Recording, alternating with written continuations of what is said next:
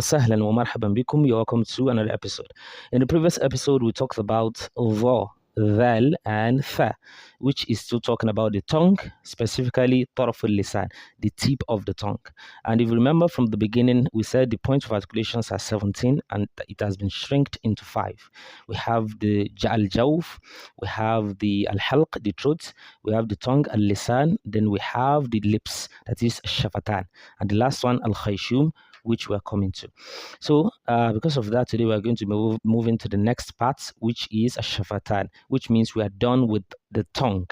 We are done with the letters that comes out of the tongue or comes out through the tongue. Okay.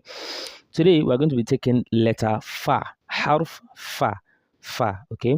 So how do we pronounce fa? So you see the picture in front of you. So basically, fa comes from what? Batin shafa. The inner part of the batin shafa as-sufla, the down part of the lips here, the lips in the lower part, then the inside of the what of that lips, okay, ma'a with atrafi athaniya al-ulya, with the tip of the two front teeth. So for example, you see what af, you can see the two teeth above is going into the inner part of the lower lip, okay.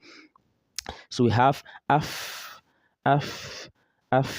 but just make sure you don't exaggerate it. Don't say af, no, because when you exaggerate, it's actually the air that is supposed to come out freely will not come out again, and that would be that you are not pronouncing fa properly.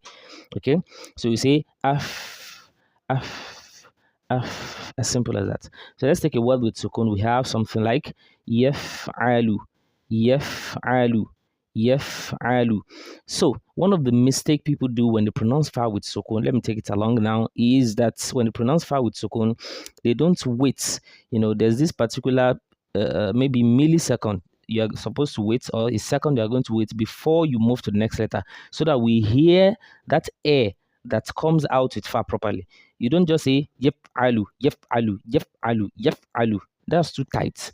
Rather, you say yaf'alu, maf'ula, maf'u. You can see maf'u. I was a bit patient to make sure that the air comes out, properly before moving to the next letter. Not just maf'ula, no, maf'ula, yaf'alun, yaf'alun. That's how you observe it. Good. When 6 fatha, we can have something as simple as faman, faman. For kasra, we can have fima, fima.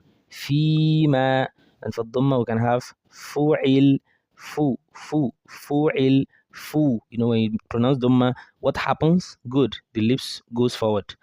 Fu'il. Very simple. We have this sound also, I think, in the language already, in most of the languages. So we might not have, many issue with the pronunciation.